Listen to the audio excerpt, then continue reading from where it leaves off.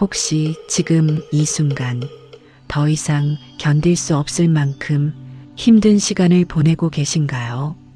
앞이 보이지 않는 어둠 속에서 하루하루가 고통스럽고 내일이 두렵기만 한가요? 오늘 부처님께서 전하신 가장 위대한 진리를 함께 나누고자 합니다. 가장 힘든 순간, 바로 그때가 당신의 인생이 완전히 바뀌는 전환점이라는 사실을 말입니다. 깨달음을 향한 번님들, 잠시 고요히 숨을 고르시며 제 말씀에 귀 기울여 주시기 바랍니다. 오늘 밤 이 법문이 당신의 마음속 깊은 곳에 작은 등불 하나를 밝혀드릴 수 있기를 간절히 기원합니다. 요즘 많은 분들이 말로 표현할 수 없는 고통 속에 계십니다. 50대, 60대, 70대를 살아가시는 우리 도반님들 중에는 평생 일해온 사업이 무너진 분들이 계십니다. 은퇴 후 경제적 불안에 잠 못 이루는 밤이 이어지는 분들도 계십니다. 갑자기 찾아온 질병으로 건강을 잃고 병원을 전전하며 고통받는 분들도 많습니다. 자녀들과의 관계에서 깊은 상처를 받으신 분들도 계십니다. 평생 헌신하고 사랑을 쏟아부었는데 이제는 연락조차 뜸해진 자식들 때문에 가슴이 찢어지는 분들이 계십니다. 배우자를 먼저 떠나보내고 홀로 남겨진 외로움 속에서 하루하루를 견디는 분들도 많습니다. 어떤 분들은 빚더미에 올라앉아 매일 아침 눈을 뜨는 것조차 두려워합니다. 전화벨 소리가 날 때마다 가슴이 철렁 내려앉고 현관문을 두드리는 소리에 온몸이 얼어붙습니다. 이렇게 사는 것이 과연 살아있는 것인지, 그저 숨만 쉬고 있는 것은 아닌지 자문하는 분들도 계십니다. 밤마다 눈물로 베개를 적시며 이런 생각을 하십니다. 왜 나만 이렇게 힘들까? 왜 내 인생은 이토록 고달프기만 할까? 도대체 이 고통은 언제 끝나는 것일까? 이렇게 버티고 또 버텨도 희망이 보이지 않는데 내일은 과연 올까? 사랑하는 도반님들, 바로 그 순간입니다. 가장 어둡고 가장 힘들고 가장 절망적인 그 순간이야말로 당신의 인생이 완전히 새롭게 태어나는 순간입니다. 이것이 오늘 제가 전하고자 하는 부처님의 가장 큰 가르침입니다. 혹시 여러분은 지금 버티고 계신 자신을 믿고 계신가요? 이 고통스러운 시간을 견디고 있는 자신이 얼마나 대단한 존재인지 알고 계신가요? 많은 분들이 자신을 약하다고 생각하십니다. 왜 나는 이것도 견디지 못할까? 왜 나는 이렇게 무능할까? 자책하십니다. 하지만 깨달음을 향한 번님들, 잘 들어주십시오. 지금 이 순간을 살아내고 계신 당신은 이미 위대한 수행자입니다. 포기하지 않고 하루를 버티는 것, 그 자체가 가장 큰 용기입니다. 절망 속에서도 내일을 기다리는 것, 그것이 바로 진정한 믿음입니다. 부처님께서는 법구경에서 이렇게 말씀하셨습니다. 1000번의 전투에서 승리하는 것보다 자기 자신을 이기는 것이 더 위대한 승리라고 말입니다. 지금 당신이 하고 계신 일이 바로 그것입니다. 포기하고 싶은 마음을 이겨내고 절망에 무릎 꿇고 싶은 순간에도 다시 일어서는 것입니다. 이것은 전쟁터에서 칼을 휘두르는 것보다 훨씬 더 어렵고 용기 있는 일입니다. 아무도 알아주지 않는 조용한 전쟁터에서 당신은 매일 승리하고 계신 것입니다.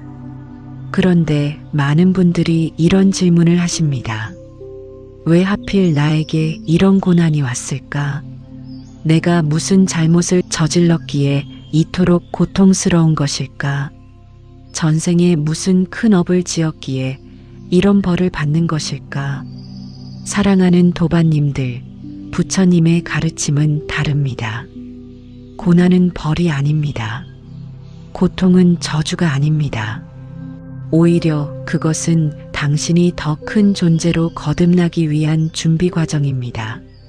마치 연꽃이 진흙탕에서 피어나듯이 진정한 아름다움과 깨달음은 고난 속에서 탄생합니다. 맑고 깨끗한 물에서는 연꽃이 피어나지 못합니다. 오직 더럽고 탁한 진흙 속에서만 가장 아름다운 꽃이 피어납니다. 지금 당신이 겪고 있는 그 진흙탕 같은 인생이야말로 당신이라는 연꽃을 피워낼 가장 완벽한 토양입니다. 또한 부처님께서는 말씀하셨습니다. 쇠는 불 속에 들어가야만 비로소 강철이 되고 금은 용광로를 거쳐야만 불순물이 제거된다고 하셨습니다. 지금 당신이 겪는 고난은 당신 안에 불순물을 태워내는 신성한 불길입니다. 이 과정을 거친 당신은 이전과는 완전히 다른, 더욱 단단하고 빛나는 존재로 거듭날 것입니다. 깨달음을 향한 번님들, 자연의 섭리를 한번 생각해 보십시오. 가장 추운 겨울을 견뎌낸 나무만이 봄에 가장 아름다운 꽃을 피웁니다. 겨울에 혹독한 추위가 없었다면 봄에 찬란한 생명도 없습니다. 씨앗은 땅속 깊은 어둠 속에서 껍질이 터져야만 비로소 싹을 틀 수 있습니다. 지금 당신이 겪는 어둠은 새로운 생명이 움트기 위한 필수적인 과정입니다. 당신은 지금 껍질을 깨고 나오는 중입니다. 이 과정이 고통스러운 것은 당연합니다. 하지만 이 고통 없이는 새로운 당신도 탄생할 수 없습니다. 많은 분들이 이렇게 말씀하십니다. 도대체 언제까지 이렇게 힘들어야 하나요? 언제쯤 이 터널의 끝이 보일까요? 정말 끝이 있기는 한 건가요? 사랑하는 도반님들, 부처님께서는 우리에게 확실한 약속을 하셨습니다. 모든 것은 변한다는 무상의 법칙입니다. 영원한 고통은 없습니다. 영원한 슬픔도 없습니다. 지금 이 순간의 어려움도 반드시 변화할 것입니다. 다만 우리가 해야 할 일은 포기하지 않고 버티는 것입니다. 견디고 또 견디는 것입니다. 왜냐하면 가장 어두운 밤이 지나면 반드시 동이 트기 때문입니다. 가장 거센 폭풍우가 지나간 자리에는 반드시 무지개가 뜹니다. 그리고 그 무지개는 폭풍우를 견디지 않은 사람에게는 결코 보이지 않습니다. 오직 끝까지 버틴 사람만이 그 아름다움을 목격할 수 있습니다. 오늘 이 시간 저는 여러분과 함께 5가지 부처님의 가르침을 나누고자 합니다.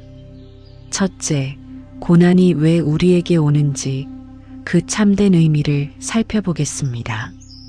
둘째, 어떻게 고통 속에서도 희망을 잃지 않을 수 있는지 그 방법을 배우겠습니다. 셋째, 버티는 것이 왜 가장 위대한 수행인지 깨닫게 될 것입니다.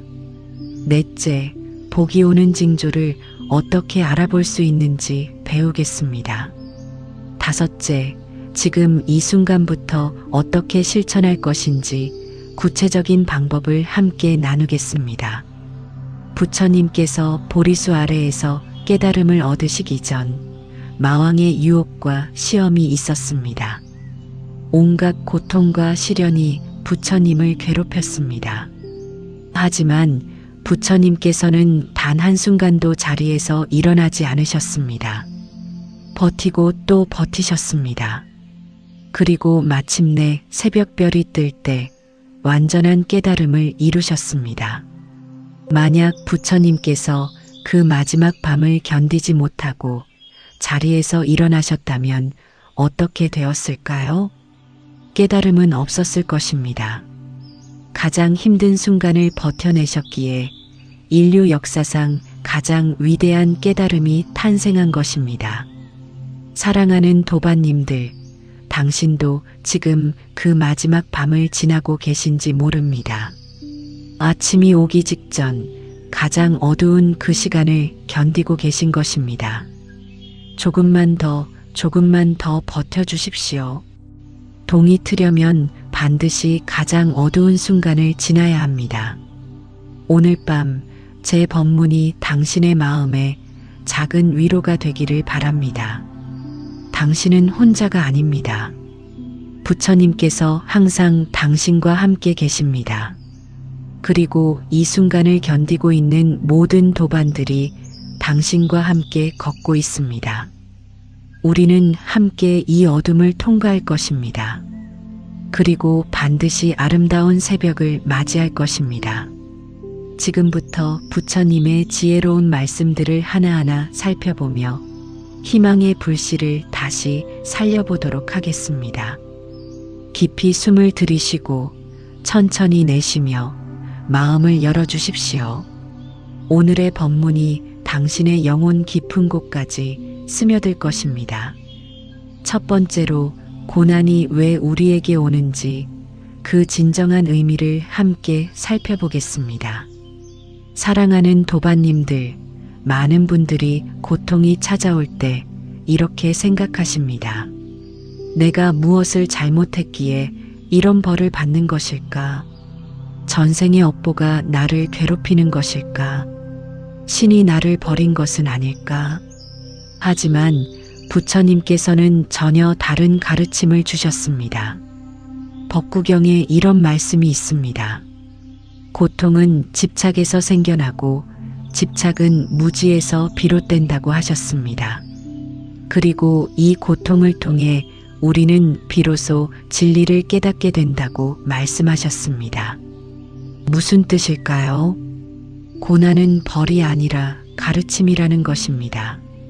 시험이 아니라 선물이라는 것입니다. 당신을 무너뜨리기 위해 온 것이 아니라 당신을 일깨우기 위해 온 것입니다. 깨달음을 향한 번님들, 잠시 생각해 보십시오. 평생 건강하게만 살아온 사람은 건강의 소중함을 모릅니다. 한 번도 경제적 어려움을 겪지 않은 사람은 돈의 의미를 제대로 이해하지 못합니다. 항상 사랑받기만 한 사람은 사랑의 깊이를 알지 못합니다. 우리는 잃어봐야 그것이 얼마나 소중한지 깨닫습니다. 아파봐야 건강이 얼마나 큰 복인지 압니다.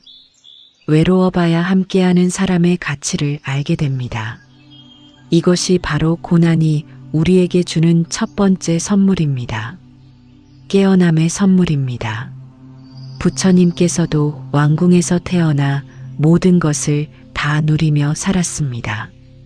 아무런 고통 없이 풍요로운 삶을 사셨습니다. 하지만 그때 부처님은 진정한 행복을 알지 못하셨습니다. 참된 삶의 의미를 깨닫지 못하셨습니다. 그러다가 성 밖으로 나가시어 늙은이, 병든 자, 죽은 자를 보셨습니다. 고통을 목격하신 것입니다. 바로 그 순간 부처님은 깨어나셨습니다. 이 세상의 진실을 보기 시작하신 것입니다. 만약 부처님께서 고통을 보지 못하셨다면 어떻게 되었을까요? 왕자로 편안하게 살다가 편안하게 생을 마치셨을 것입니다. 하지만 깨달음도 없었을 것이고 우리에게 이 위대한 가르침도 전해지지 않았을 것입니다. 고난을 통해 부처님은 진리를 찾으셨고 그 진리로 인류를 구원하셨습니다. 사랑하는 도반님들, 당신의 고난도 마찬가지입니다. 지금 당신이 겪는 어려움은 당신을 깨우기 위해 온 것입니다. 더 깊은 진리를 보게 하기 위해, 더 큰 사람으로 성장하게 하기 위해 온 것입니다. 화엄경에는 이런 가르침이 있습니다. 한 티끌 속에 온 우주가 들어있고 한순간 속에 영겁의 시간이 담겨 있다고 하셨습니다. 이 말씀의 의미는 무엇일까요?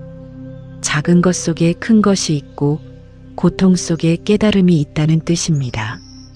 지금 당신이 겪는 이 한순간의 고난 속에 당신의 평생을 바꿀 거대한 전환이 숨어 있다는 것입니다. 겨울 눈 속에 묻힌 씨앗을 생각해 보십시오. 씨앗은 차갑고 어두운 땅 속에서 얼어붙습니다. 주변은 온통 어둠뿐이고 빛 한 줄기 들어오지 않습니다. 씨앗이 만약 생각할 수 있다면 이렇게 말했을 것입니다. 나는 이제 끝났구나. 이 추위 속에서 죽을 것만 같구나. 하지만 바로 그 순간 씨앗 내부에서는 놀라운 일이 일어나고 있습니다. 추위가 씨앗을 단단하게 만들고 있습니다. 어둠이 씨앗의 내면을 강하게 키우고 있습니다. 그리고 봄이 오면 그 씨앗은 가장 먼저, 가장 힘차게 싹을 틔웁니다. 겨울의 혹독함을 견뎌낸 씨앗만이 봄의 생명력을 폭발시킬 수 있습니다. 당신도 지금 그 씨앗입니다. 추운 겨울을 지나고 있는 것입니다.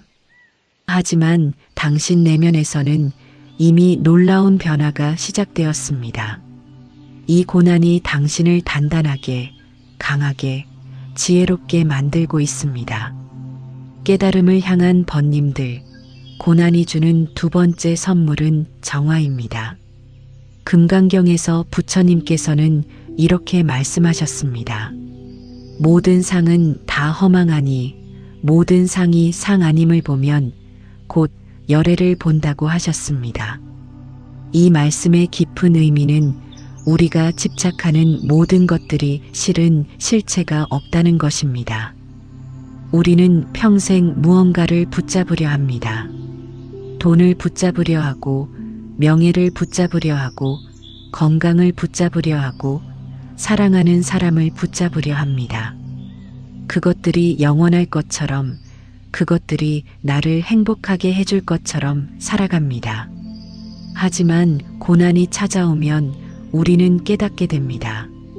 아, 이것들은 영원하지 않구나. 이것들을 붙잡을 수 없구나. 진정한 행복은 이런 것들에 있지 않구나. 이것이 바로 정화의 과정입니다. 고난은 우리가 헛된 것에 매달리던 손을 놓게 만듭니다. 집착의 사슬을 끊어줍니다. 그래서 우리는 비로소 진정으로 중요한 것이 무엇인지 볼 수 있게 됩니다. 사랑하는 도반님들, 혹시 큰 병을 알아보신 적이 있으신가요? 아니면 주변에 큰 병을 앓은 분을 아시나요? 그런 분들이 공통적으로 하는 말이 있습니다. 병을 앓고 나니 세상이 다르게 보인다고 합니다. 아침에 눈을 뜨는 것이 감사하고 밥을 먹을 수 있는 것이 기쁘고 걸을 수 있다는 것이 얼마나 큰 복인지 알게 되었다고 합니다. 예전에는 당연하게 여겼던 모든 것들이 이제는 기적처럼 느껴진다고 합니다. 이것이 바로 정화입니다. 고난이 우리의 눈을 씻어준 것입니다. 집착과 욕심으로 흐려졌던 마음을 맑게 해준 것입니다. 반야심경에 이런 구절이 있습니다. 색즉시공 공즉시색, 형상 있는 것이 곧 공이요, 공이 곧 형상이라는 말씀입니다. 우리가 실제한다고 믿는 모든 것들은 사실 공한 것이며 그 공함 속에 진정한 실제가 있다는 가르침입니다. 무슨 뜻일까요? 우리가 집착하는 돈, 명예, 지위, 이런 것들은 실은 물거품처럼 덧없는 것입니다. 하지만 고난을 통해 이것을 깨달을 때 우리는 진정으로 실제하는 것을 보게 됩니다. 자비, 사랑, 평화, 깨달음, 이런 것들이야말로 영원한 가치라는 것을 알게 됩니다. 깨달음을 향한 번님들, 고난이 주는 세 번째 선물은 연민입니다. 고통을 겪어보지 않은 사람은 다른 사람의 고통을 진정으로 이해할 수 없습니다. 배고파 본 적 없는 사람은 배고픈 사람의 마음을 모릅니다. 외로워 본 적 없는 사람은 외로운 사람을 진심으로 위로할 수 없습니다. 하지만 고난을 겪은 사람은 달라집니다. 같은 처지에 있는 사람을 보면 마음이 아픕니다. 그냥 지나칠 수 없습니다. 손을 내밀고 싶어집니다. 관세음보살님을 생각해 보십시오. 관세음보살님은 중생들의 고통 소리를 듣고 그 고통을 함께 느끼시는 분입니다. 왜 관세음보살님이 그토록 자비로우신지 아십니까? 중생의 고통을 자신의 고통으로 느끼시기 때문입니다. 당신도 지금 고난을 겪으며 관세음보살의 마음을 배우고 계신 것입니다. 다른 사람의 아픔을 이해하는 법을 배우고 계신 것입니다. 이것이야말로 가장 위대한 배움입니다. 자신의 고통만 알던 사람이 타인의 고통까지 품을 수 있게 되는 것. 이것이 바로 보살의 길입니다. 고난은 당신을 보살로 키우고 있는 것입니다. 사랑하는 도반님들, 그렇다면 우리는 어떻게 이 고난의 의미를 제대로 받아들일 수 있을까요? 첫 번째 실천 방법은 매일 아침 거울을 보며 이렇게 말하는 것입니다. 오늘 내게 오는 모든 일은 나를 성장시키기 위한 것이다. 고통도 기쁨도 모두 내 수행의 도구다. 나는 이 모든 것을 통해 부처님의 지혜에 가까워진다. 이렇게 마음을 정하고 하루를 시작하십시오. 그러면 같은 일을 겪어도 받아들이는 마음이 달라집니다. 두 번째 실천 방법은 고통이 올 때 이렇게 생각하는 것입니다. 아, 이것은 내 안에 무언가를 정화하기 위해 온 것이구나. 이것은 나를 깨우기 위한 부처님의 자비로운 가르침이구나. 이 고통이 지나면 나는 더 나은 사람이 될 것이다. 이렇게 생각하면 고통의 무게가 조금 가벼워집니다. 의미를 발견하면 견디는 힘이 생깁니다. 세 번째 실천 방법은 작은 감사를 찾는 것입니다. 아무리 힘든 상황에서도 감사할 것은 있습니다. 오늘도 숨을 쉬고 있다는 것, 이 법문을 들을 수 있다는 것, 아직 포기하지 않았다는 것, 이런 작은 것들에 감사하십시오. 감사는 고통을 녹이는 따뜻한 불입니다. 매일 밤 잠들기 전 3가지만 감사의 목록을 만들어 보십시오. 그러면 어둠 속에서도 작은 빛을 발견하게 될 것입니다. 깨달음을 향한 번님들, 기억하십시오. 고난은 당신을 무너뜨리려고 온 것이 아닙니다. 당신을 깨우고 정화하고 자비롭게 만들기 위해 온 것입니다. 이것이 부처님께서 가르쳐 주신 고난의 진정한 의미입니다. 지금 이 순간에도 당신은 변화하고 있습니다. 고통 속에서 피어나는 연꽃처럼 당신은 아름답게 피어나고 있습니다. 조금만 더 견뎌주십시오. 봄은 반드시 옵니다. 두 번째로 고통 속에서 어떻게 희망을 잃지 않을 수 있는지 그 방법을 함께 배워보겠습니다. 사랑하는 도반님들, 많은 분들이 힘든 시간이 길어질수록 점점 희망을 잃어갑니다. 처음에는 버틸 수 있다고 생각했는데 1달이 지나고 2달이 지나도 상황이 나아지지 않으면 마음이 무너집니다. 1년이 지나고 2년이 지나도 터널의 끝이 보이지 않으면 이제는 정말 끝이 없는 것은 아닐까 절망하게 됩니다. 그래서 어떤 분들은 이렇게 말씀하십니다. 처음에는 기도도 하고 희망도 가졌는데 이제는 그럴 힘조차 없다고 말입니다. 기도해도 아무것도 변하지 않는 것 같고 희망을 가져도 매번 무너지기만 한다고 하십니다. 깨달음을 향한 번님들, 부처님께서는 이런 우리를 위해 희망을 지키는 지혜를 가르쳐 주셨습니다. 법구경에 이런 말씀이 있습니다. 물방울이 하나씩 떨어져 결국 큰 항아리를 가득 채운다고 하셨습니다. 어리석은 자는 조금씩 악을 쌓아 결국 큰 고통에 이르고 지혜로운 자는 조금씩 선을 쌓아 결국 큰 복에 이른다고 말씀하셨습니다. 이 말씀의 핵심은 무엇일까요? 변화는 한순간에 일어나지 않는다는 것입니다. 하지만 작은 것들이 쌓이고 쌓여 결국 큰 변화를 만들어낸다는 것입니다. 우리가 희망을 잃는 이유는 바로 이것을 잊어버리기 때문입니다. 당장 눈에 보이는 변화가 없다고 해서 아무것도 변하지 않는다고 생각합니다. 하지만 자연의 섭리를 보십시오. 봄에 씨앗을 심으면 바로 나무가 자라나나요? 아닙니다. 땅 속에서 보이지 않는 변화가 일어나고 있습니다. 뿌리가 내리고 싹이 준비되고 생명이 움트고 있습니다. 우리 눈에는 아무것도 변하지 않는 것처럼 보여도 땅 속에서는 놀라운 일이 일어나고 있습니다. 그러다가 어느 날 작은 싹이 땅 위로 고개를 내밉니다. 그리고 시간이 지나면 큰 나무로 자라납니다. 나무가 갑자기 자란 것일까요? 아닙니다.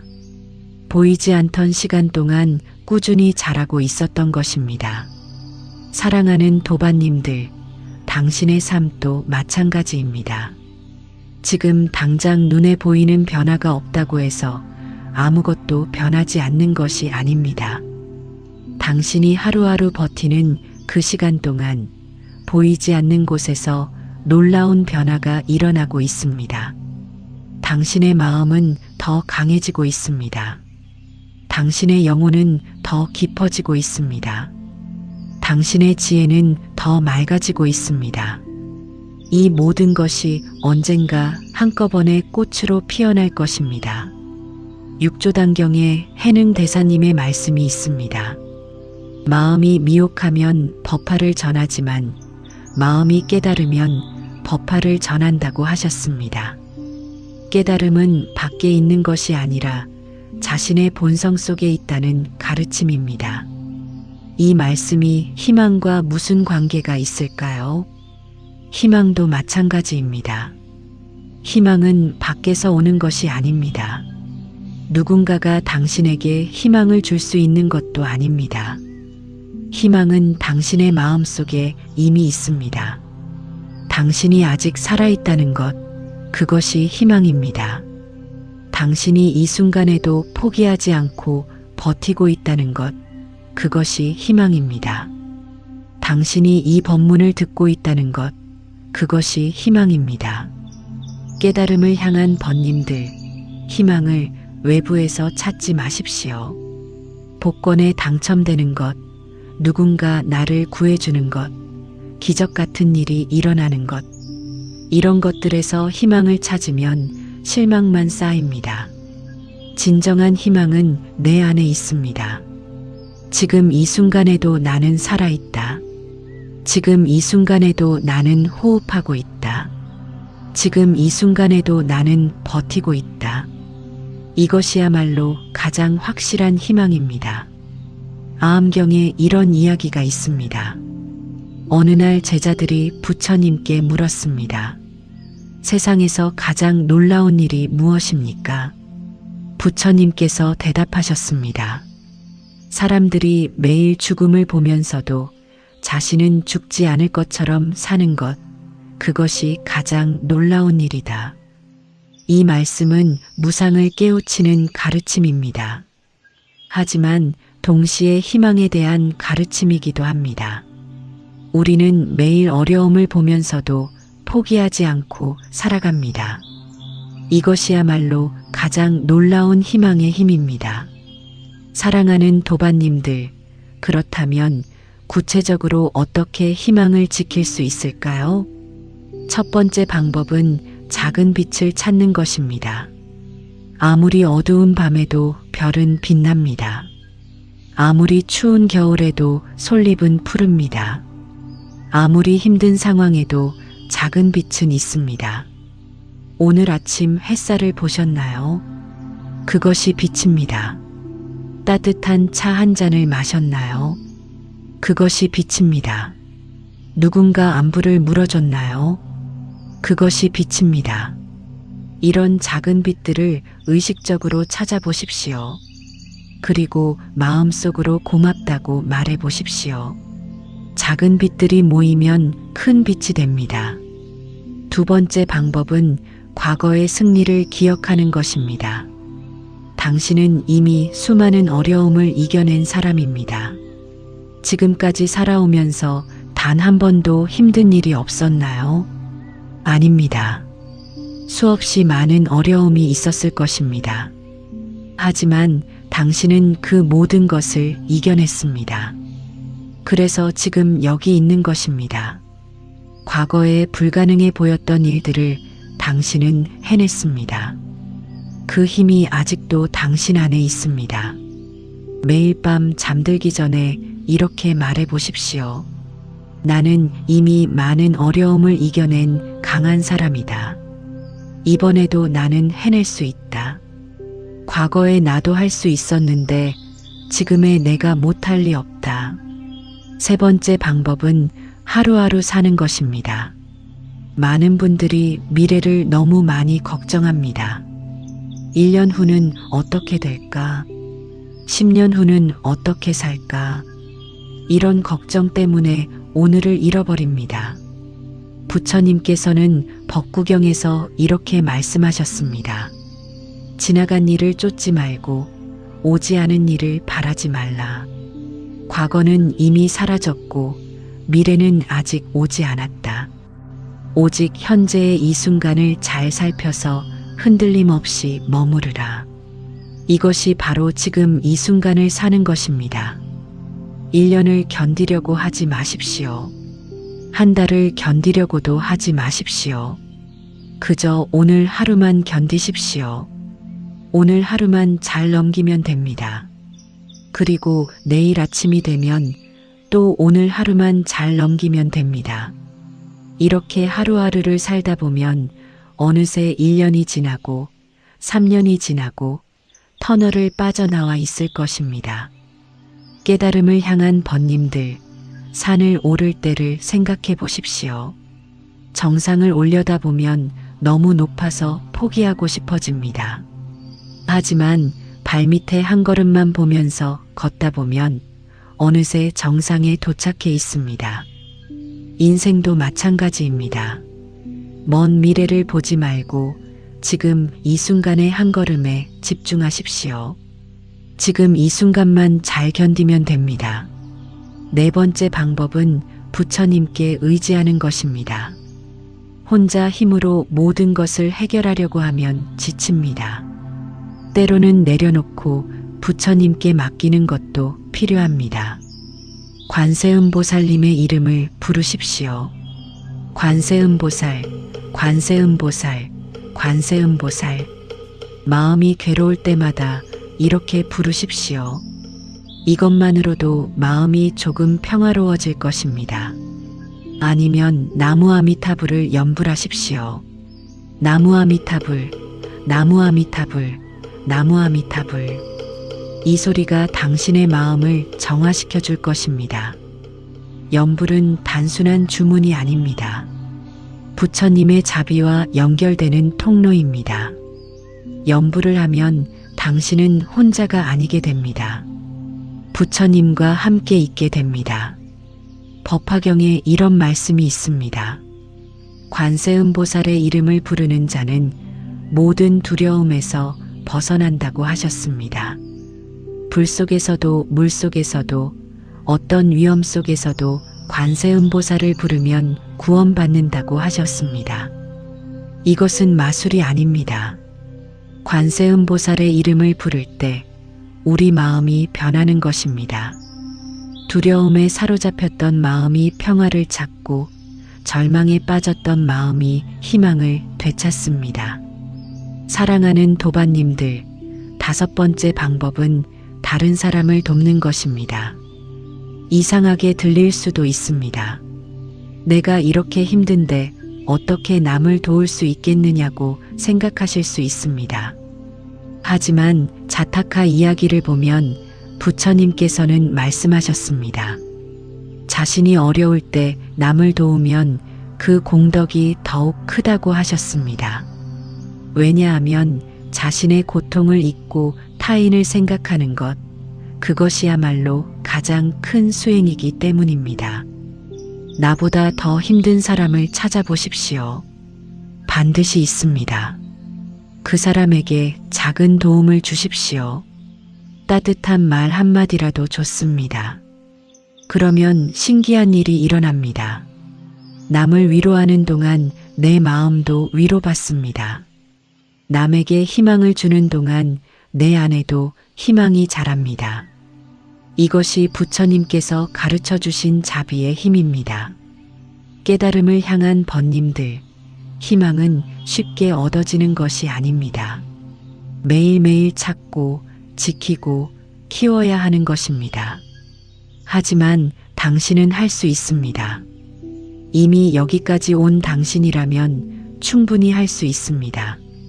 작은 빛을 찾고 과거의 승리를 기억하고 하루하루를 살고 부처님께 의지하고 남을 도우십시오. 이 5가지를 실천하면 어둠 속에서도 희망의 불씨는 꺼지지 않을 것입니다. 그리고 그 작은 불씨가 언젠가 당신의 인생 전체를 밝히는 큰 불꽃이 될 것입니다. 조금만 더 버텨주십시오. 희망은 당신 안에 살아 숨쉬고 있습니다. 3번째로, 버티는 것이 왜 가장 위대한 수행인지 함께 깨달아 보겠습니다. 사랑하는 도반님들, 많은 분들이 수행이라고 하면 무엇을 떠올리십니까? 산속 깊은 절에 들어가 참선하는 것을 생각하십니까? 하루에 108배를 올리고 경전을 외우고 염불을 1000번씩 하는 것을 떠올리십니까? 그런 것들만이 수행이라고 생각하십니까? 아닙니다. 깨달음을 향한 번님들, 지금 이 순간 고통 속에서도 포기하지 않고 버티고 계신 당신이야말로 가장 위대한 수행을 하고 계신 것입니다. 법구경에 이런 말씀이 있습니다. 물은 수레바퀴를 따라 흐르듯이 마음은 생각을 따라 간다고 하셨습니다. 그리고 이렇게 덧붙이셨습니다. 인내하는 자는 궁극의 고행을 이루는 것이니 인내야말로 최상의 열반이라고 말씀하셨습니다. 부처님께서 직접 말씀하신 것입니다. 인내가 최상의 열반이라고 하셨습니다. 버티는 것이 가장 높은 깨달음이라는 뜻입니다. 왜 그럴까요? 산속에 들어가 참선하는 것은 외부의 방해가 적습니다. 조용한 곳에서 마음을 다스리는 것은 상대적으로 쉽습니다. 하지만 세상 한가운데서 온갖 고통과 유혹과 절망이 밀려오는 가운데서도 마음을 잃지 않는 것, 이것이야말로 진정한 수행입니다. 깨달음을 향한 번님들, 생각해 보십시오. 고요한 연못에 돌을 던지지 않으면 물결이 일지 않습니다. 하지만 거센 폭풍우 속에서도 평정을 유지하는 연못, 그것이 진정으로 고요한 연못입니다. 지금 당신은 폭풍우 속에 있습니다. 사방에서 파도가 밀려옵니다. 경제적 어려움이라는 파도, 건강 문제라는 파도, 가족 갈등이라는 파도, 외로움이라는 파도, 이 모든 파도 속에서도 당신은 가라앉지 않고 있습니다. 이것이 바로 최고의 수행입니다. 산속 동굴에서 100년을 참선하는 것보다 더 위대한 수행입니다. 화엄경에 이런 가르침이 있습니다. 하나 속에 전체가 있고 전체 속에 하나가 있다고 하셨습니다. 한순간 속에 영겁의 시간이 담겨 있고 작은 행동 속에 우주의 진리가 들어있다는 말씀입니다. 지금 이 순간 당신이 포기하지 않고 버티는 그 작은 선택, 그 속에 우주만큼 큰 의미가 담겨 있습니다. 그 한순간의 인내가 당신의 영혼을 영원히 변화시킵니다. 사랑하는 도반님들, 부처님의 생애를 한번 돌아보겠습니다. 부처님께서 보리수 아래 앉으셨을 때 마왕이 찾아왔습니다. 마왕은 온갖 방법으로 부처님을 시험했습니다. 먼저 아름다운 여인들을 보내 유혹했습니다. 부처님은 흔들리지 않으셨습니다. 그러자 마왕은 무시무시한 군대를 보내 위협했습니다. 부처님은 두려워하지 않으셨습니다. 마왕은 자만심을 부추기고 의심을 심고 절망을 퍼뜨렸습니다. 하지만 부처님께서는 단 한 번도 그 자리에서 일어나지 않으셨습니다. 버티고 또 버티셨습니다. 그리고 마침내 새벽별이 떠오를 때 완전한 깨달음을 이루셨습니다. 만약 부처님께서 중간에 포기하셨다면 어떻게 되었을까요? 이제 그만 일어나서 쉬자. 너무 힘들다. 내일 다시 하자. 이렇게 생각하고 자리에서 일어나셨다면 깨달음은 없었을 것입니다. 하지만 부처님은 끝까지 버티셨습니다. 그래서 부처가 되신 것입니다. 깨달음을 향한 번님들, 당신도 지금 보리수 아래에 앉아 계신 것입니다. 당신의 삶이 바로 보리수입니다. 당신이 겪는 고난이 바로 마왕의 시험입니다. 그리고 당신이 포기하지 않고 버티는 것, 그것이 부처님의 수행과 똑같은 것입니다. 금강경에 부처님께서 이렇게 말씀하셨습니다. 과거에 내가 가리왕에게 몸이 찢기는 고통을 당할 때도 나는 분노하지 않았다고 하셨습니다. 왜냐하면 그때 이미 나라는 집착이 없었기 때문이라고 말씀하셨습니다. 이 말씀의 의미는 무엇일까요? 진정한 수행자는 고통 속에서도 평정을 잃지 않는다는 것입니다. 고통이 올 때 그것을 통해 더욱 깊은 깨달음에 이른다는 것입니다. 지금 당신이 겪는 고통도 마찬가지입니다. 이 고통이 당신을 무너뜨리는 것이 아니라 오히려 당신을 단련시키고 있습니다. 쇠가 불 속에서 단련되어 강철이 되듯이 당신은 고난 속에서 단련되어 더 강한 존재가 되고 있습니다. 사랑하는 도반님들, 버티는 것이 위대한 수행인 이유는 또 있습니다.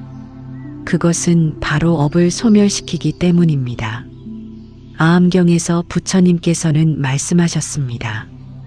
고통을 인내로 받아들이는 자는 과거의 나쁜 업을 소멸시킨다고 하셨습니다.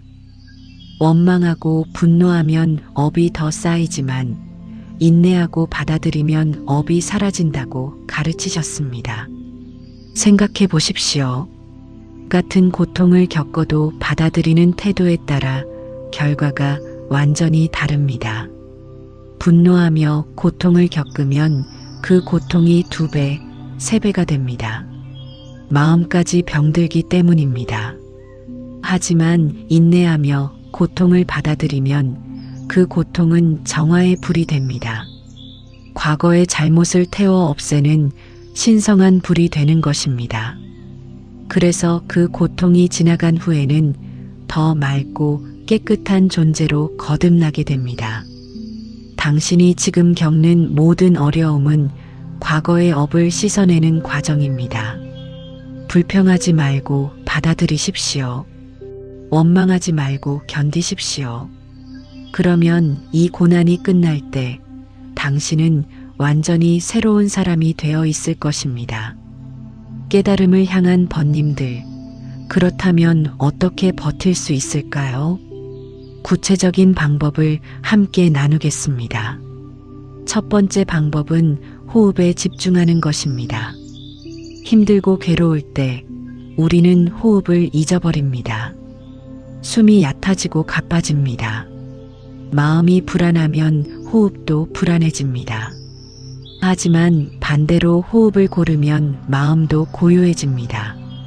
지금 당장 해보십시오. 깊이 숨을 들이마시고 천천히 내쉬십시오. 들숨에 집중하고 날숨에 집중하십시오. 숨을 들이마실 때 이렇게 생각하십시오. 나는 생명을 받아들이고 있다. 숨을 내쉴 때 이렇게 생각하십시오. 나는 고통을 내보내고 있다. 하루에 단 3분만이라도 이렇게 호흡에 집중하십시오. 그러면 하루를 버틸 힘이 생깁니다.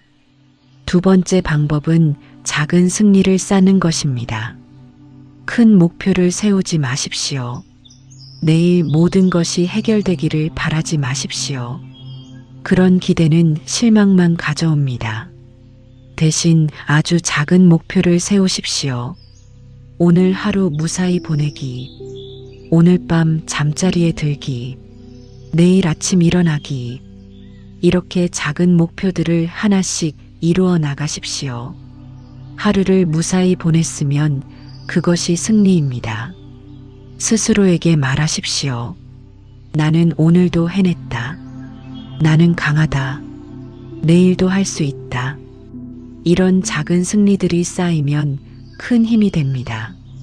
세 번째 방법은 감사 수행입니다.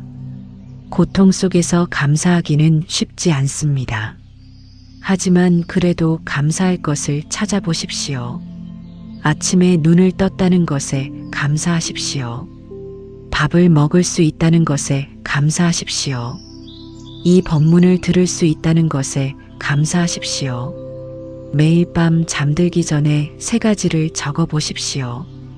오늘 감사한 것 3가지. 아주 작은 것이라도 좋습니다. 이것을 매일 하면 세상을 보는 눈이 달라집니다. 네 번째 방법은 자신과의 대화입니다. 힘들 때 우리는 자신에게 가혹합니다. 왜 나는 이것도 못하냐고 자책합니다. 왜 나만 이렇게 힘드냐고 원망합니다. 그러지 마십시오. 자신에게 친구처럼 말하십시오. 잘 견디고 있어. 정말 대단해. 조금만 더 힘내자. 우리는 할 수 있어. 이렇게 스스로를 격려하십시오. 거울을 보면서 자신의 눈을 바라보고 말해 보십시오. 사랑해, 고마워, 미안해. 이 3마디가 당신의 마음을 치유할 것입니다. 5번째 방법은 부처님과 함께하기입니다. 혼자 버티려고 하면 힘듭니다. 부처님과 함께 버티십시오. 매일 아침 부처님께 기도하십시오. 부처님, 오늘 하루도 함께 해주십시오. 저를 지켜주시고 힘을 주십시오. 매일 밤 부처님께 보고하십시오. 부처님, 오늘도 무사히 하루를 보냈습니다. 제가 버틸 수 있도록 도와주셔서 감사합니다. 이렇게 부처님과 대화하면 당신은 혼자가 아닙니다. 언제나 부처님께서 함께 계십니다. 사랑하는 도반님들, 지장보살님의 서원을 아십니까? 지장보살님께서는 이렇게 말씀하셨습니다. 지옥이 비지 않으면 나는 성불하지 않겠다고 하셨습니다. 모든 중생이 다 구제될 때까지 나는 쉬지 않겠다고 하셨습니다. 이것이 얼마나 위대한 인내입니까? 영원히 고통받는 중생을 위해 자신의 깨달음을 미루는 것입니다. 이것이야말로 최고의 버티기입니다. 당신도 지금 그런 보살의 길을 걷고 계십니다. 당신이 버티는 것은 당신만을 위한 것이 아닙니다. 당신을 사랑하는 사람들을 위한 것입니다. 당신을 필요로 하는 사람들을 위한 것입니다. 당신이 포기하지 않는 것, 그것이 세상에 빛을 더하는 것입니다. 당신이 버티는 것, 그것이 다른 사람들에게 희망을 주는 것입니다. 깨달음을 향한 번님들, 기억하십시오. 버티는 것은 약한 것이 아닙니다. 버티는 것은 가장 강한 것입니다. 버티는 것은 최고의 수행입니다. 버티는 것은 부처가 되는 길입니다. 지금 이 순간에도 당신은 수행하고 계십니다. 지금 이 순간에도 당신은 성장하고 계십니다. 지금 이 순간에도 당신은 부처님께 가까워지고 계십니다. 조금만 더 버텨주십시오. 당신은 이미 충분히 잘하고 계십니다. 당신은 위대한 수행자입니다. 네 번째로 복이 오는 징조를 어떻게 알아볼 수 있는지 함께 배워보겠습니다. 사랑하는 도반님들, 많은 분들이 이렇게 물으십니다. 도대체 언제쯤 복이 올까요? 내가 이렇게 버티고 있는데 언제쯤 좋은 날이 올까요? 복이 오기 전에 무슨 신호라도 있나요? 부처님께서는 우리에게 명확한 가르침을 주셨습니다. 복은 갑자기 하늘에서 떨어지는 것이 아니라고 말씀하셨습니다. 복은 이미 우리 곁에 와 있는데 우리가 알아보지 못할 뿐이라고 하셨습니다.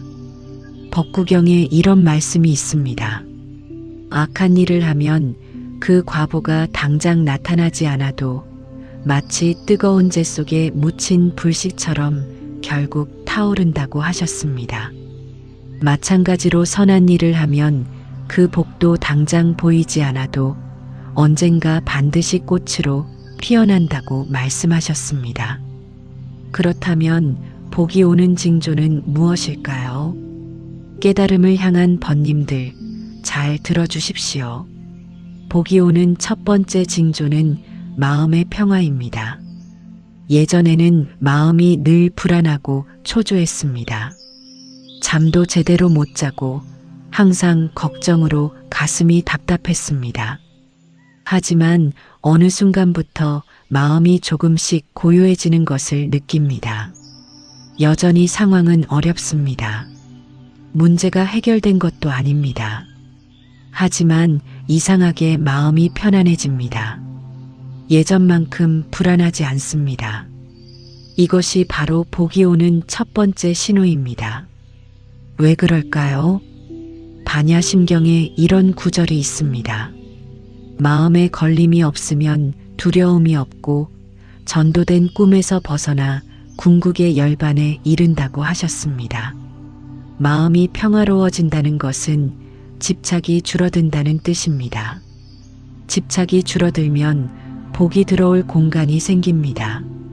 주먹을 꽉 쥐고 있으면 아무것도 받을 수 없지만 손을 펴면 선물을 받을 수 있습니다.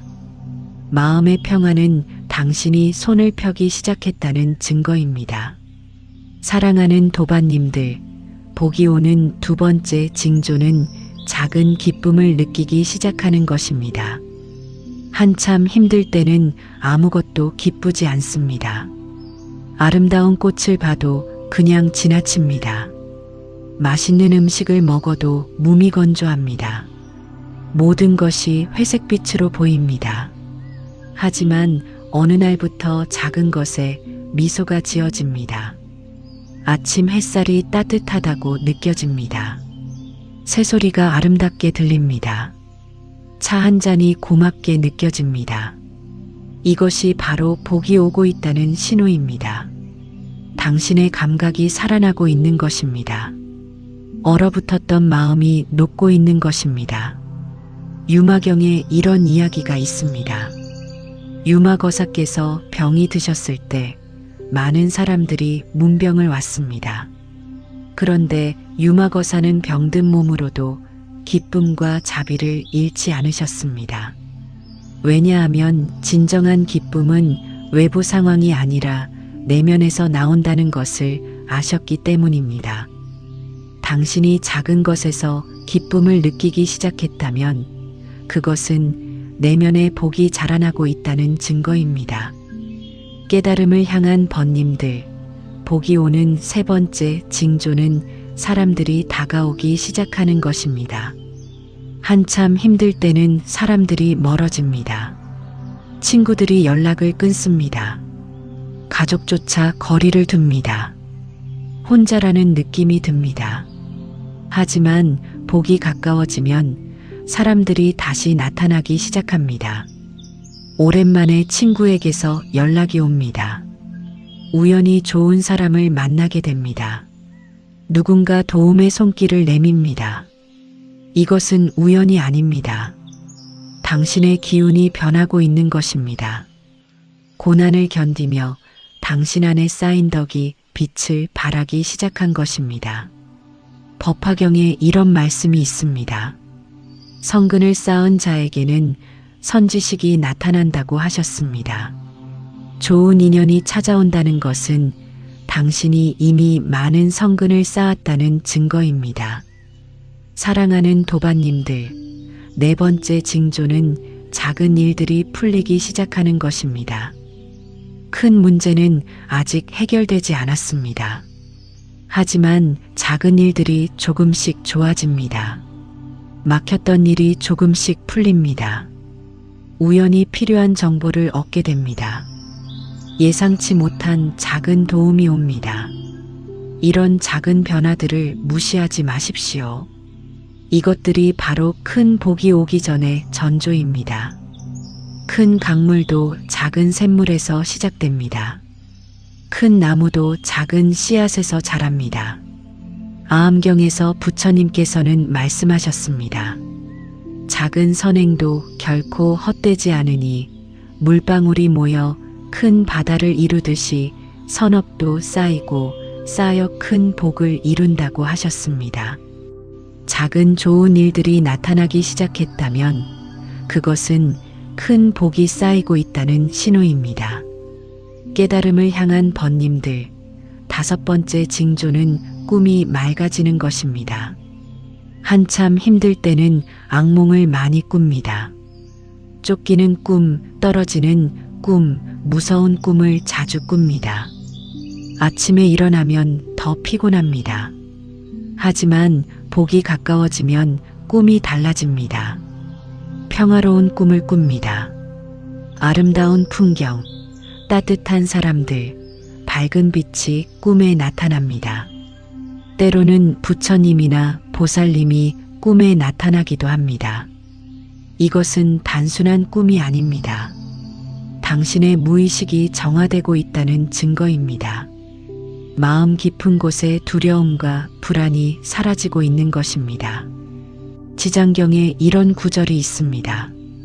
지장보살님을 지심으로 염하면 악몽이 사라지고 길몽을 꾸게 된다고 하셨습니다. 좋은 꿈을 꾼다는 것은 업장이 소멸되고 있다는 신호입니다. 사랑하는 도반님들, 여섯 번째 징조는 몸이 가벼워지는 것입니다. 고통 속에 있을 때는 몸이 무겁습니다.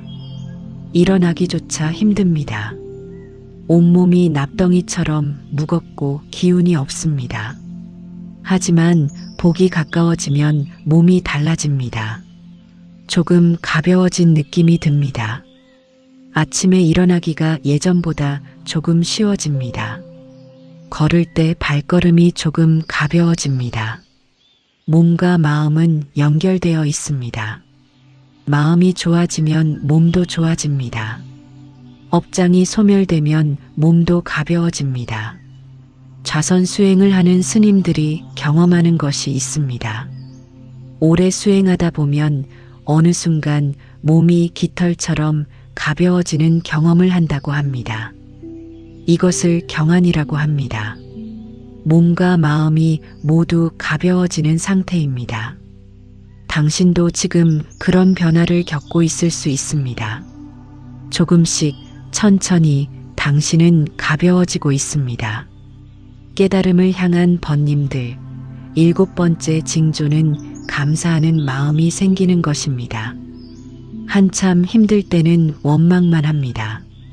왜 나한테만 이런 일이 생기는지 원망합니다. 세상을 원망하고 사람을 원망하고 자신을 원망합니다. 하지만 어느 순간부터 감사하는 마음이 생깁니다. 그래도 이만큼 버틴 내가 대견합니다. 나를 도와준 사람들이 고맙습니다. 지금 숨쉬고 있다는 것이 감사합니다. 이것이 바로 가장 큰 복의 징조입니다. 감사는 복을 부르는 가장 강력한 주문입니다. 법구경에 이런 말씀이 있습니다. 만족할 줄 아는 자는 언제나 행복하고 감사할 줄 아는 자에게는 복이 넘쳐난다고 하셨습니다. 감사하는 마음이 생겼다면 당신은 이미 복을 받기 시작한 것입니다. 사랑하는 도반님들, 그렇다면 이런 징조들을 더 빨리 불러오려면 어떻게 해야 할까요? 첫 번째 방법은 매일 작은 선행을 하는 것입니다. 큰 것이 아니어도 됩니다. 웃는 얼굴로 사람을 대하는 것, 따뜻한 말 한마디 건네는 것, 길에서 쓰레기 하나 줍는 것, 이런 작은 선행들이 복의 씨앗이 됩니다. 매일 조금씩 심으면 언젠가 큰 나무가 됩니다. 두 번째 방법은 부처님께 기도하는 것입니다. 매일 아침 저녁으로 부처님께 삼배를 올리십시오. 그리고 이렇게 기도하십시오. 부처님, 제가 지은 모든 업장을 소멸시켜 주십시오. 제가 쌓은 성근이 꽃피게 해 주십시오. 모든 중생이 고통에서 벗어나게 해 주십시오. 이 기도가 당신의 복을 가져올 것입니다. 세 번째 방법은 경전을 읽는 것입니다. 매일 조금씩이라도 경전을 읽으십시오. 반야심경이라도 좋고 천수경이라도 좋고 법구경이라도 좋습니다. 경전을 읽으면 마음이 맑아지고 복이 쌓입니다. 네 번째 방법은 보시하는 것입니다. 지금 당신도 힘들지만 당신보다 더 힘든 사람이 있습니다. 그 사람에게 작은 도움을 주십시오. 돈이 없으면 미소를 주십시오. 물건이 없으면 위로를 주십시오. 보시는 복을 부르는 가장 빠른 방법입니다. 주면 받게 되어 있습니다. 이것이 우주의 법칙입니다. 다섯 번째 방법은 염불하는 것입니다. 나무 아미타불, 나무 관세음보살, 이 거룩한 이름을 부르십시오. 하루에 100번이라도 1000번이라도 부르십시오. 염불은 당신의 마음을 정화하고 복을 가져옵니다. 깨달음을 향한 번님들, 기억하십시오. 복은 이미 오고 있습니다. 당신이 알아차리지 못할 뿐입니다. 눈을 크게 뜨고 주위를 살펴보십시오. 마음이 평화로워졌나요? 작은 것에 기쁨을 느끼나요? 좋은 사람들이 나타나나요? 작은 일들이 풀리기 시작하나요? 꿈이 맑아졌나요? 몸이 가벼워졌나요? 감사하는 마음이 생겼나요? 이 중 하나라도 해당된다면 당신에게 복은 이미 와 있습니다. 조금만 더 기다려 주십시오. 작은 샘물이 큰 강이 되듯이 작은 복들이 모여 큰 복이 될 것입니다. 화엄경의 말씀처럼 하나 속에 전체가 있습니다. 작은 징조 속에 큰 복이 숨어 있습니다. 당신은 이미 복받은 사람입니다. 곧 모든 것이 밝아질 것입니다. 다섯 번째로 지금 이 순간부터 어떻게 실천할 것인지 구체적인 방법을 함께 나누겠습니다. 사랑하는 도반님들, 지금까지 우리는 많은 가르침을 함께 나누었습니다. 고난의 의미를 깨달았고 희망을 지키는 법을 배웠고 버티는 것의 위대함을 알았고 복이 오는 징조를 살펴보았습니다. 하지만 이 모든 것은 실천이 없으면 그저 아름다운 말에 불과합니다. 부처님께서 법구경에서 말씀하셨습니다. 천마디의 무익한 말보다 실천하는 한마디가 낫다고 하셨습니다. 듣기만 하고 실천하지 않으면 우물가의 소가 물을 보고도 마시지 못하는 것과 같다고 하셨습니다. 그렇다면 오늘부터, 아니 지금 이 순간부터 무엇을 실천할 수 있을까요? 깨달음을 향한 번님들, 첫 번째 실천은 아침 수행입니다. 매일 아침 눈을 뜨면 가장 먼저 무엇을 하십니까? 많은 분들이 휴대폰부터 확인합니다. 뉴스를 보고 메시지를 확인하고 하루를 시작합니다. 그러면 마음이 이미 바깥으로 흩어집니다. 내일 아침부터는 이렇게 해보십시오. 눈을 뜨면 바로 일어나지 마십시오. 침대에 누운 채로 잠시 호흡에 집중하십시오. 깊이 숨을 들이마시고 천천히 내쉬십시오. 3번만 하십시오. 그리고 이렇게 말하십시오. 오늘도 눈을 뜰 수 있어 감사합니다. 오늘 하루도 부처님께서 함께 하십니다. 오늘 하루를 잘 살아내겠습니다. 이것만으로도 하루가 완전히 달라집니다. 마음이 안정되고 평화로운 상태로 하루를 시작하게 됩니다. 그 다음 일어나서 세수를 하고 옷을 입으십시오. 그리고 부처님 앞에 앉으십시오. 만약 집에 불단이 없다면 조용한 곳에 앉으십시오. 부처님 사진이라도 좋고 아니면 마음속으로 부처님을 그려도 됩니다. 삼배를 올리십시오. 몸이 불편하면 합장만 하셔도 됩니다. 중요한 것은 형식이 아니라 마음입니다. 그리고 이렇게 기도하십시오. 자비하신 부처님, 오늘 하루도 저를 지켜주시고 이끌어 주십시오. 제가 하는 모든 일에 지혜를 주시고 제 마음에 평화를 주십시오. 고통받는 모든 중생들이 행복하기를 기원합니다. 이 아침 수행을 매일 10분만 하십시오. 단 10분입니다. 하지만 20분이 당신의 하루를 완전히 바꿀 것입니다. 사랑하는 도반님들, 2번째 실천은 호흡 명상입니다. 하루 중 힘든 순간이 오면 호흡으로 돌아오십시오. 불안할 때, 화날 때, 슬플 때, 두려울 때 호흡에 집중하십시오. 어디서든 할 수 있습니다. 버스를 기다리면서도, 화장실에서도, 침대에 누워서도 할 수 있습니다. 눈을 감고 호흡에 집중하십시오. 숨이 들어오는 것을 느끼십시오. 코를 통해 시원한 공기가 들어옵니다. 가슴이 부풀어 오릅니다. 배가 나옵니다. 그리고 숨이 나가는 것을 느끼십시오.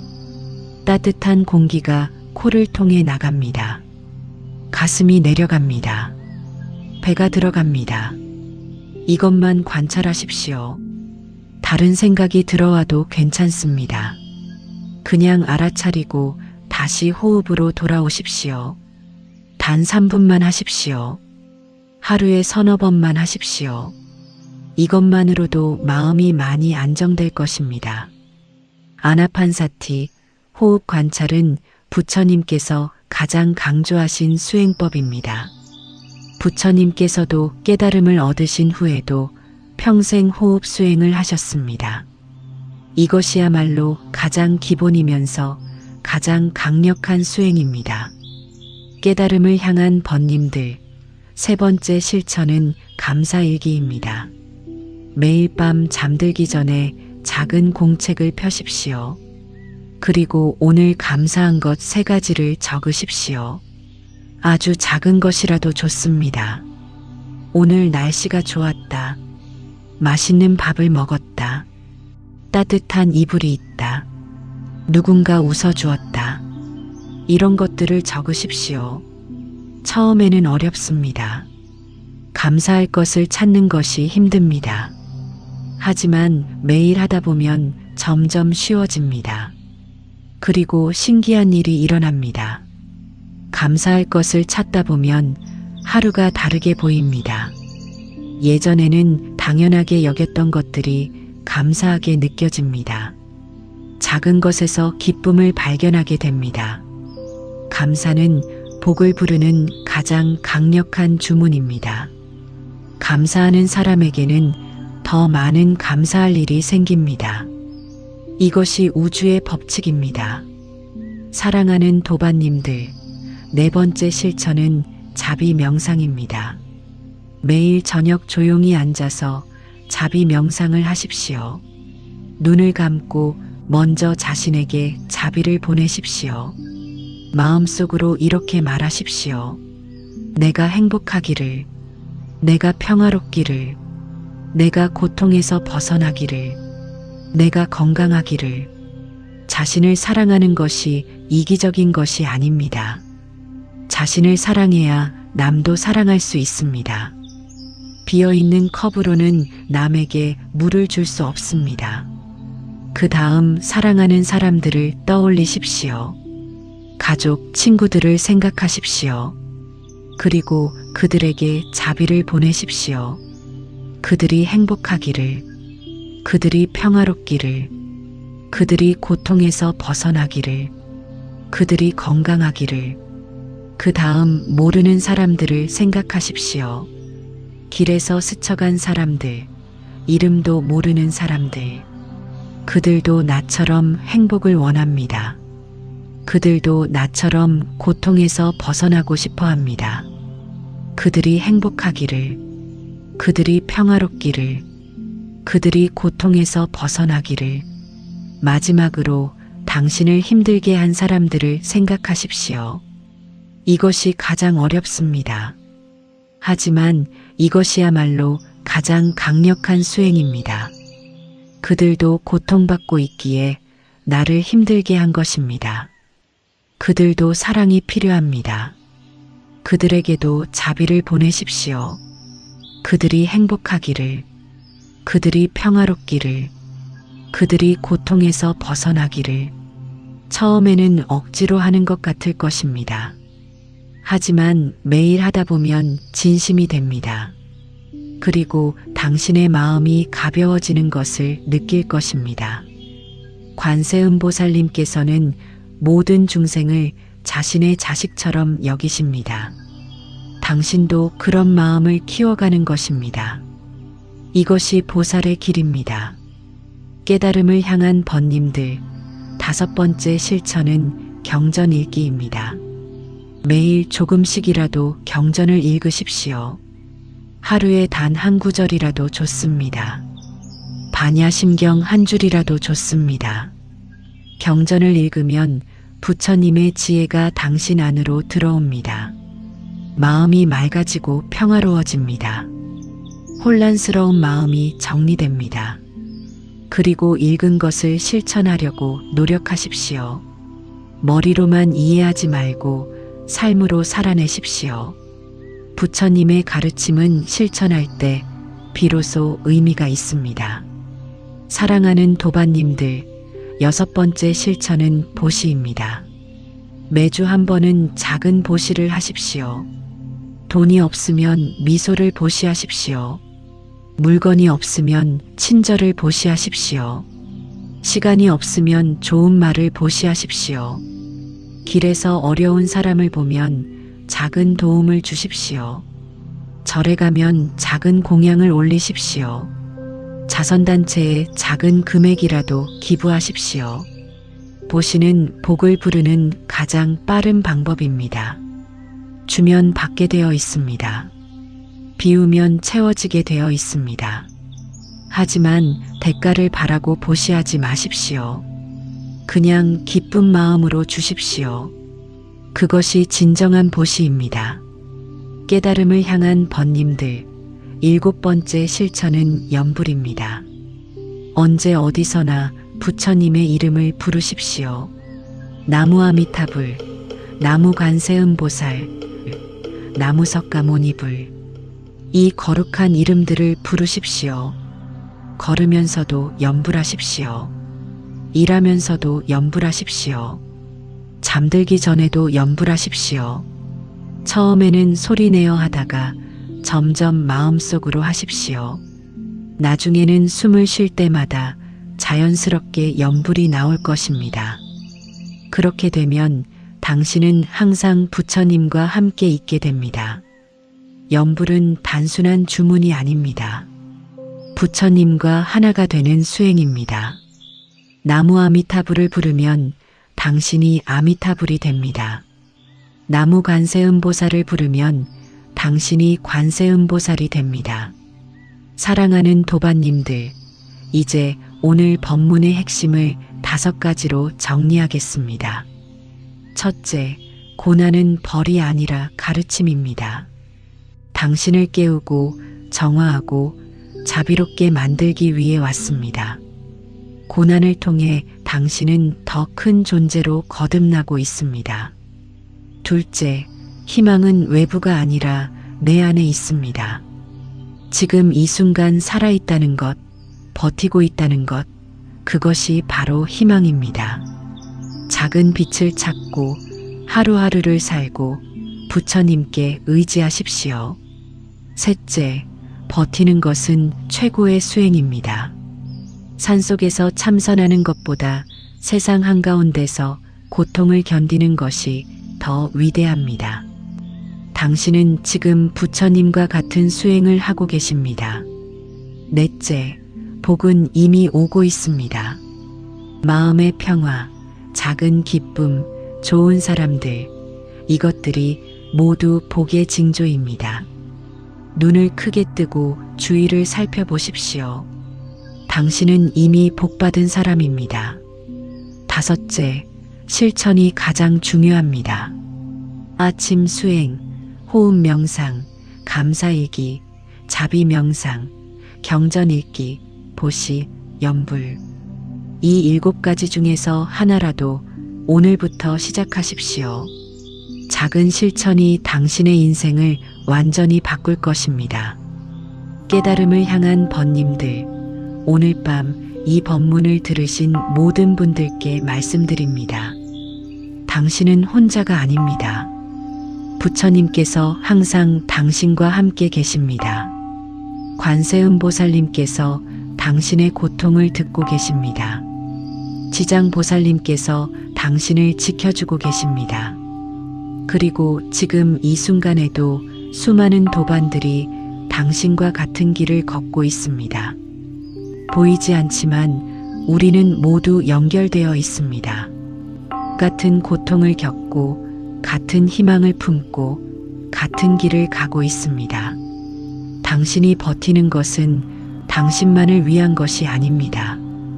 당신을 사랑하는 모든 사람들을 위한 것입니다. 당신을 필요로 하는 사람들을 위한 것입니다. 이 세상에 빛을 더하는 것입니다. 조금만 더 버텨주십시오. 당신이 생각하는 것보다 훨씬 빨리 좋은 날이 올 것입니다. 가장 어두운 밤이 지나면 반드시 찬란한 아침이 옵니다. 가장 거센 폭풍이 지나면 반드시 아름다운 무지개가 뜹니다.